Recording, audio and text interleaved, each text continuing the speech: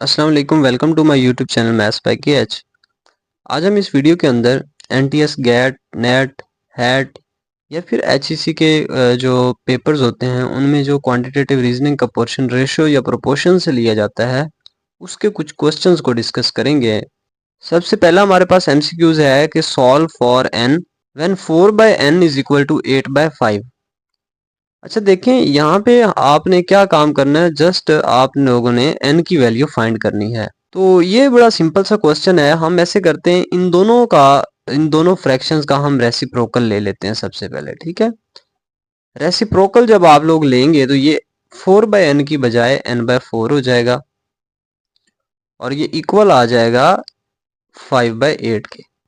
अगर आप लोग यहाँ से n की वैल्यू निकालना चाहें तो n को कुछ ना कहें और 4 को दूसरी साइड पे जाके मल्टीप्लाई करवा दें, यानी कि ये 5 बाय 8 और मल्टीप्लाई बाय 4 हो जाएगा। और यहाँ से 4 जब कैंसिल होगा, 4 1 ज़र 4, 4 2 ज़र 8, तो 5 बाय 2, यानी कि n इज इक्वल टू आ जाएगा 5 बाय 2 के। और अगर आप इसको डिवाइड करेंगे तो आपके पास जो आंसर आएगा वो आएगा 2.5। और यही बेसिकली n की वैल्यू है जो कि ऑप्शन नंबर डी में दी गई है। ओके, इसके बाद अगर आप नेक्स्ट क्वेश्चन की बात करें तो कहता है there are 9 kilometres for each 5 miles, यानी कि आपके पास यहाँ पे किलोमीटर्स की और माइल्स की आपस में जो रेशियो है वो बताई गई है। और कहता है if a person drives his car for 450 kilometre, how many miles did he travel.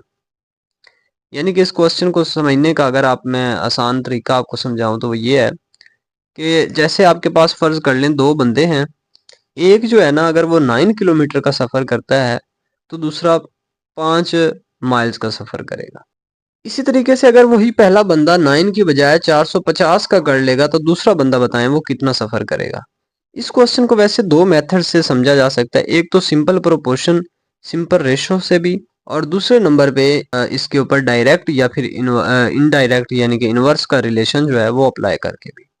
बहरहाल इसको मैं सिंपल रेशो से करवाऊंगा तो, और उसके बाद आगे कुछ क्वेश्चंस हैं उनको हम दोनों मेथड से करेंगे। यहाँ पे देखें, इसके ऊपर आपने सिंपल रेशो का मेथड ये लगाना होता है कि जो रेशो होती है ना ये आपस में इक्वल होती हैं। यानी कि यहाँ पे आप ये कह सकते हो कि m डिवाइडेड बाय km, यानी कि माइल्स की रेशो आप ले रहे हो किलोमीटर्स के साथ।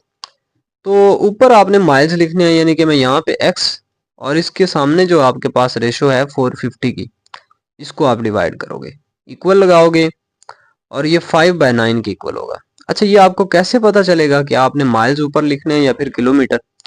तो इसमें कोई मसला नहीं है, आप अपनी मर्जी से इसको लिख सकते हैं। अगर मैं किलोमीटर ऊपर लिखूं फिर भी आंसर वही आएगा।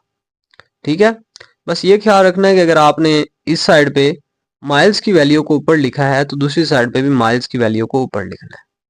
ओके, अब हम यहाँ से x की वैल्यू निकालना चाहते हैं। तो x की वैल्यू निकालने के लिए आप x को कुछ ना कहें और 450 जो नीचे डिवाइड हो रहा था इसको दूसरी साइड पे भेज के मल्टीप्लाई करवा दें, यानी कि ये आपके पास हो जाएगा 5 बाय 9 और मल्टीप्लाई बाय 450। ओके, ये यहाँ से कैंसिल आउट हो जाएंगे, 9 1 ज़र 9 एंड 9 5 ज़र 45 और साथ में 0 आ जाएगा। 50 को जब 5 से मल्टीप्लाई करवाएंगे तो आंसर आएगा 250 और यही 250 बेसिकली आप लोगों का आंसर है जो कि x की वैल्यू है, यानी कि 250 माइल्स जो है वो आपके पास आंसर आ चुका है। ओके, नेक्स्ट क्वेश्चन की तरफ चलते हैं जी। कहते हैं जी n की वैल्यू फिर से फाइंड करें, सॉल्व फॉर n। अगर आपने यहाँ से n की वैल्यू फाइंड करनी है तो ये जो 72 है ना इसको आप दूसरी साइड पे भेज दें। जब ये दूसरी साइड पे जाएगा तो ये 72 मल्टीप्लाई हो जाएगा, यानी कि कुछ इस तरीके से 72 मल्टीप्लाई बाय 2/3 और ये इक्वल आ जाएगा n के। ओके, यहाँ से इसको कैंसल आउट किया जा सकता है 3 को और 72 को। 3 2 ज़र 6, 1 12 और 3 4 ज़र 12।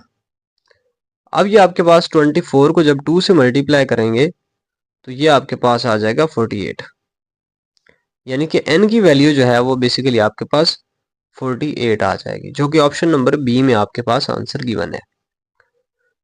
ओके, नेक्स्ट क्वेश्चन है आपके पास, इन अ बिजनेस एक बिजनेस के अंदर Zahid contributes 8,000 and Shahid contributes 4,000 rupees. कहता है कि उस कोई बिजनेस है उसमें ना जाहिद ने इन्वेस्टमेंट की है और दूसरे नंबर पे शाहिद ने। अब जाहिद जो है उसने इन्वेस्टमेंट की है 8,000 की, ओके, और जो शाहिद है उसने इन्वेस्टमेंट की है 4,000 रुपीज की, ओके। अब वो कहता है Shahid gets 10% of the profit, कि शाहिद जो है उसने उसमें से 10%, अब उसके प्रॉफिट में से 10% लेना है एज हिज मैनेजमेंट चार्जेस, कि वो उस काम सारे को, उस बिजनेस को मैनेजमेंट कर रहा है, इस वजह से उसने उसके प्रॉफिट में से 10% खुद रखना है। उसके बाद जो बाकी प्रॉफिट होगा वो उन्होंने अपने अकॉर्डिंग टू द इन्वेस्टमेंट उन्होंने आपस में डिवाइड करना है, आपस में शेयर कर लेना है। और उनको जो टोटल प्रॉफिट हुआ है वो हुआ है 4,000 रुपीज का, ओके। अच्छा, यहाँ से सबसे पहले तो ये देखें, उनको प्रॉफिट हुआ है 4,000 का, ये यहाँ पे मैं लिख रहा हूँ, उनको प्रॉफिट हुआ है 4,000 का। अब उन दोनों ने ये काम करना है कि उसमें से सबसे पहले तो जो 10% है ना उसका, 4,000 रुपीज का जो 10% है वो शायद अपने पास रखेगा, ओके। भला देखते हैं कि शायद अपने पास कितने इसमें से पैसे रखता है। शायद को जितना प्रॉफिट देना है, प्रॉफिट में से जितना हिस्सा देना है वो हम 10% यानी कि निकालना चाहते हैं इसका। तो अगर इसका मैं 10% निकालना चाहूँ तो 10% कैसे निकलेगा कि आपने टोटल अमाउंट जिसका आपने परसेंटेज निकालनी होती है और जितनी परसेंटेज निकालनी है उससे मल्टीप्लाई करवा देना है, यानी कि हम 10% निकालना चाहते हैं तो 10 डिवाइडेड बाय 100।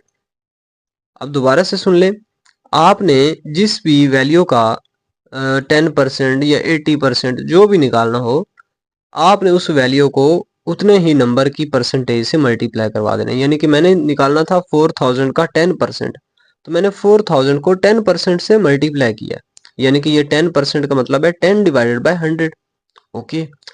यहाँ से ये जीरो कैंसिल, और बाकी 40 मल्टीप्लाई बाय 10 करूंगा तो आंसर आएगा 400 रुपीज। इसका मतलब ये हुआ कि उस 4,000 में से जो 10% शाहिद ने लेना था वो बनता है 400 रुपए, और ये 400 रुपीज शाहिद को दे देंगे एज अ मैनेजमेंट चार्जेस। और बाकी जो प्रॉफिट बचा वो कितना बच जाएगा, वो आपके पास बाकी प्रॉफिट बच जाएगा 4,000 माइनस 400 रुपीज, क्योंकि ये 400 रुपए तो शाहिद ने ले लिए, तो बाकी आपके पास 3600 बच गया।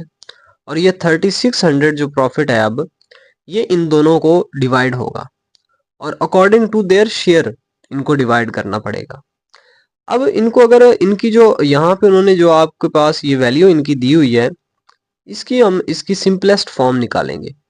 अगर ना भी निकालें तो भी सेम आंसर आएगा, लेकिन सिंपलेस्ट फॉर्म का ये हो जाता है फायदा कि उसमें कैलकुलेशन आसान हो जाती है। जैसे यहाँ पे देखें 4,000 को 1 से मल्टीप्लाई करवाएंगे तो 4,000 आएगा, और 4,000 टू ज़र 8,000, यानी कि मैंने इसको 4,000 वाले टेबल पे कैंसल आउट किया है। अब यहाँ पे देखें तो जाहिद की और शाहिद की जो आपस में रेशो है जो उन्होंने कंट्रीब्यूशन की है वो है 2:1, यानी कि जाहिद का डबल हिस्सा बनेगा शाहिद से, ओके।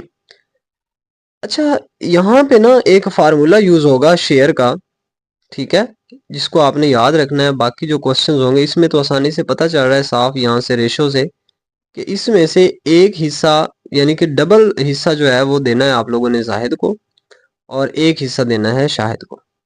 लेकिन हम क्या करेंगे, इसके ऊपर फार्मूला अप्लाई करेंगे ताकि आप लोगों को इससे रिलेटेड कोई और क्वेश्चन भी थोड़ा सा डिफिकल्ट भी पूछा जाए तो आपको आ जाए।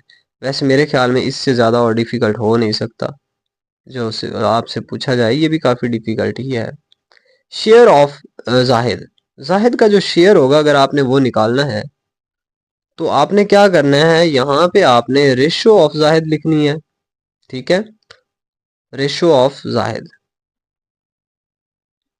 जिस भी आपने बंदे की शेयर निकालना हो उसकी रेशो, और उसको डिवाइड कर देना है सम ऑफ रेशो के ऊपर, ओके।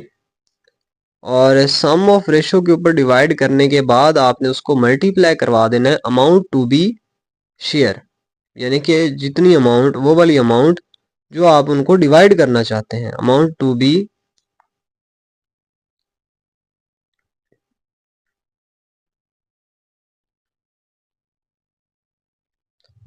बी डिवाइड कह दें, या अमाउंट टू बी शेयर जो दिल करे।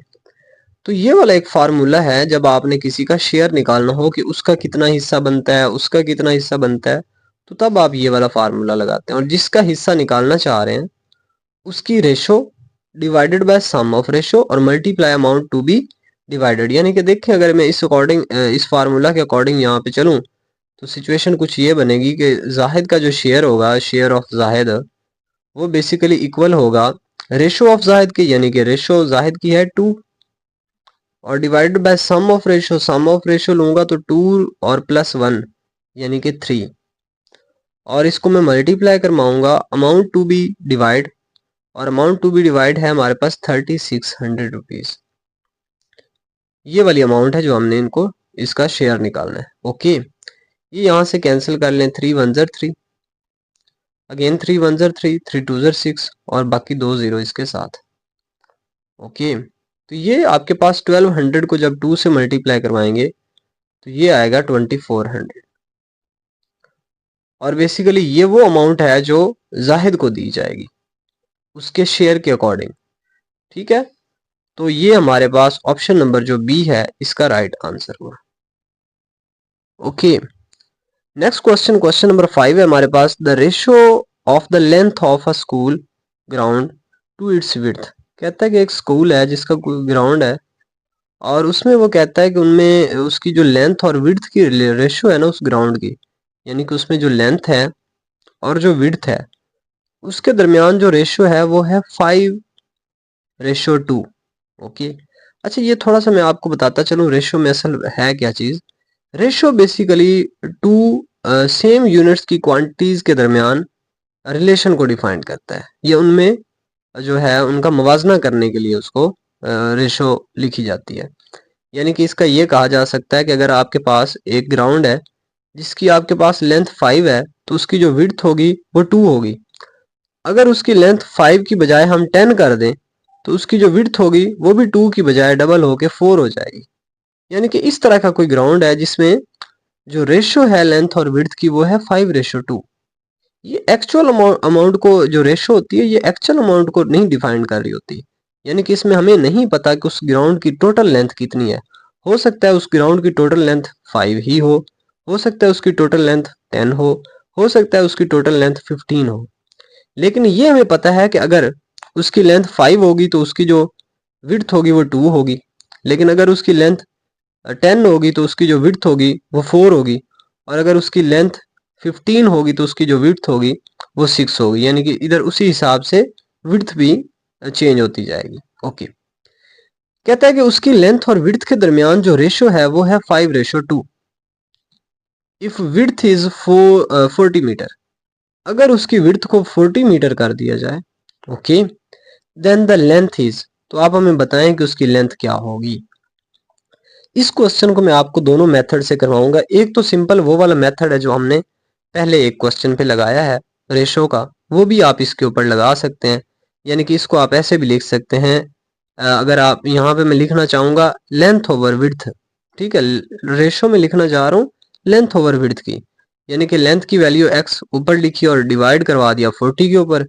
इसी तरीके से इस साइड में मैं 5 ऊपर लिखूंगा और 2 पे डिवाइड कर दूंगा और यहाँ से मैं x की आंसर निकाल लूंगा। एक तो ये मेथड है। दूसरा मेथड जो कि इससे थोड़ा सा लेंथी है, लेकिन वो वाला मेथड भी काफ़ी सारे क्वेश्चंस में बहुत यूज़फुल होता है, इसलिए उसको भी समझना बड़ा ज़रूरी है। ये आपके पास होता है डायरेक्ट या इनवर्स का, जो आपके पास होता है ना रिलेशन, उसके अकॉर्डिंग आप क्वेश्चन को सॉल्व करते हैं। यहाँ पे देखें, जैसे ये आपने x की वैल्यू फाइंड करनी है, यानी कि जो चीज़ आपने फाइंड करनी होती है इसका हमेशा रिलेशन जो होता है ये डायरेक्ट कहा जाता है, और डायरेक्ट का ये सिंबल होता है कि एरो का साइन आपने ऊपर की तरफ करना है। ओके, अब यहाँ से इस साइड पे भी हमने ये एरो का निशान लगाना है, यानी कि हमने ये चेक करना है कि ये रिलेशन डायरेक्ट है या इनवर्स का है। तो डायरेक्ट का कब होता है, इनवर्स का कब होता है, मैं आप लोगों को थोड़ा सा बताता चलूँ। अगर एक चीज के बढ़ने से दूसरी भी बढ़ रही हो तो उसको हम कहते हैं ये डायरेक्ट का रिलेशन है। या फिर ऐसे भी हो सकता है कि एक चीज अगर कम हो रही है दूसरी भी कम हो तो भी उसको हम कहते हैं कि ये डायरेक्ट का रिलेशन है। लेकिन इनवर्स में क्या होता है कि अगर एक चीज बढ़ रही है तो दूसरी कम हो, और अगर एक चीज कम हो रही है तो दूसरी बढ़ रही हो तो उसमें हम कहते हैं ये इनवर्स का है और उसका एरो का साइन जो होगा वो नीचे की तरफ होगा। बहरहाल यहाँ पे क्या है, यहाँ पे अगर लेंथ 5 थी, बल्कि ऐसे देखें, अगर यहाँ पे विड्थ 2 है तो लेंथ क्या है 5 है। अगर अगर विड्थ को बढ़ा के 40 कर दिया जाए तो लेंथ भी उसी हिसाब से बढ़ेगी। तो इसका मतलब है कि एक चीज के बढ़ाने से जो हमने 2 को 40 बना दिया है, वो एक चीज को जब हमने बढ़ाया है तो दूसरी भी बढ़ रही है। तो यहाँ से हमें पता चला कि ये भी डायरेक्ट का रिलेशन है, तो इसका साइन भी ऊपर की तरफ। अब यहाँ से आपने ये देखना होता है एरो कहाँ से स्टार्ट हो रहा है, एक्स से स्टार्ट होके 5 तक जा रहा है तो आपने एक्स ओवर 5 लिख देना है, और इक्वल लगा के इधर से भी देखें तो एरो स्टार्ट हो रहा है 40 से, तो 40 ओवर 2 लिख देना है। अब आपने ये वाला जो 5x के नीचे है ये दूसरी साइड पे जाके मल्टीप्लाई हो जाएगा, यानी कि ये कुछ इस तरीके से बनेगा। यहाँ पे मैं ये कह सकता हूँ कि x by 5 sorry x is equal to 40/2 और मल्टीप्लाई हो जाएगा 5। ओके, 5 को जब मैं 40 से मल्टीप्लाई करवाऊंगा तो हमारे पास आंसर आएगा 5 4 ज़र 20 और एक जीरो साथ में, वो वाला जीरो जो 40 के साथ है, 500 यानी कि, और डिवाइडेड बाय 2, और इसको अगर मैं कैंसल आउट करूं तो आंसर आ जाएगा 100। और यही बेसिकली हमारे पास आंसर है जो हमने लेंथ फाइंड करनी थी, यानी कि वैल्यू ऑफ एक्स फाइंड करनी थी। अगर आप इस यहाँ से इस मेथड से सॉल्व करेंगे तो भी आपके पास x का जो आंसर आएगा वो 100 आएगा। और जब हमने इसके ऊपर डायरेक्ट या इनवर्स का रिलेशन लगा के इसके ऊपर हमने काम किया है तो भी आंसर वही आ रहा है। तो ये दो डिफरेंट मेथड्स हैं, इनमें से आप जो मर्जी चूज करें कर सकते हैं, नो इशू। ओके, इसके अलावा भी इसके बहुत सारे मेथड्स हो सकते हैं, तो जो आप लोगों को आसानी से समझ में आए वो आप मेथड इस पे अप्लाई कर सकते हैं, इसका कोई ख़ास मसला नहीं है। ओके, बहरहाल अभी जो हमने क्वेश्चन सॉल्व किया है उसका जो हमारे पास आंसर आया वो आंसर है x is equal to 100 metre, और ये ऑप्शन नंबर हमारे पास डी है। ओके, क्वेश्चन नंबर अगर 6 की हम बात करें तो इसमें कहा गया है 4 out of every 5 students at KT Heights. कहता है कि 4 जो है ना स्टूडेंट्स केटी हाइट में, यानी कि जो बच्चों ने, कुछ बच्चों ने एडमिशन लिए हैं, और उसमें से कहता है कि अगर 5 बच्चे उसमें एडमिशन लें तो उसमें से 4 बच्चे ऐसे हैं जो मैथमेटिक्स के स्टूडेंट होंगे, यानी कि मैथ का जो है ना कोर्स वो चूज करेंगे। ओके, ये कर रहे हैं। If the enrolment at KT is 785, कहता है कि उसमें टोटल जो एनरोलमेंट हुई है, वो जो स्कूल है या कॉलेज है या जो भी चीज़ है, उसमें जो टोटल एनरोलमेंट है, वो टोटल जो स्टूडेंट्स हैं वो है 785। आप हमें बताएं कि उसमें जो स्टूडेंट्स होंगे मैथमेटिक्स के वो कितने होंगे। यानी कि ये भी उसी तरीके से रेशो का क्वेश्चन है। एक तो आपके पास यहाँ पे रेशो दी हुई है, यहाँ पे 4, अगर आपके पास 4 आउट ऑफ एवरी 5 स्टूडेंट्स, यानी कि अगर आपके पास टोटल की मैथ वाले स्टूडेंट्स के साथ रेशो है। सबसे पहले मैथ वाले लिख लेता हूँ, ये भी कोई मसला नहीं होता कि मैथ वाले लिख लो, या फिर आप दूसरे नंबर पे दूसरी रेशो लिख लो, यानी कि मैथ वाले स्टूडेंट्स की मैं टोटल के साथ रेशो ले रहा हूँ। तो वो कहता है कि आउट ऑफ 5, 4 आउट ऑफ 5, यानी कि अगर आपके पास 5 टोटल स्टूडेंट्स होंगे तो उसमें से 4 स्टूडेंट्स जो होंगे वो मैथमेटिक्स के होंगे। और वो कहता है इसी तरीके से जो टोटल एनरोलमेंट हुई है वो हुई है 785 की, और आप हमें बताएं कि अब मैथमेटिक्स के स्टूडेंट्स कितने हो गए होंगे। ओके, इसके ऊपर भी वही डायरेक्ट का रिलेशन लगा के भी आप क्वेश्चन को यूज सॉल्व कर सकते हैं, या फिर हम इसके ऊपर सिंपल रेशो फार्मूला भी लगा सकते हैं। बहरहाल यहाँ पे मैं सिंपल रेशो फार्मूला लगाऊंगा। देखिए यहाँ पे 4:5 और x/785 है। यहाँ पे ऐसे करते हैं कि मैं सबसे पहले मैथमेटिक्स के स्टूडेंट यानी कि m को ऊपर लिख के और नीचे t लिखता हूँ, यानी कि मैथ वाले स्टूडेंट्स की रेशो ले रहा हूँ टोटल के साथ। ओके, तो ये मैं मैथ वालों की इसलिए ले रहा हूँ क्योंकि मैथ वालों को मैंने फाइंड करना है, तो मेरी कोशिश है कि मैं x को किसी तरीके से ऊपर लेके आऊँ और नीचे उसके बाद बाकी जो भी चीज़ हो। लेकिन ये भी ज़रूरी नहीं होता कि आप मैथ वालों को ही ऊपर लेके आते, क्वेश्चन फिर भी वही सॉल्व उसी तरीके से हो जाएगा। अच्छा, ये x/785 और दूसरी साइड पे आपके पास 4/5। अब हम x को कुछ नहीं कहते, 4/5 को कुछ नहीं कहते, लेकिन जो 785 था वो इधर आके मल्टीप्लाई हो जाएगा 785, और अब हम इसको अगर कैंसल आउट करें तो हमारे पास एक x का आंसर आएगा। ओके, और ये जो x का आंसर है ये बेसिकली हमारे पास 628 आएगा। इसको आप सिंपल करके आंसर निकाल सकते हैं। और यही जो 628 है बेसिकली ये वो वाले स्टूडेंट हैं जो कि मैथ के हैं। ओके, तो इसका हमारे पास राइट आंसर जो है वो ऑप्शन नंबर ए हुआ। इसके बाद हम नेक्स्ट क्वेश्चन की तरफ चलते हैं। Question number 7।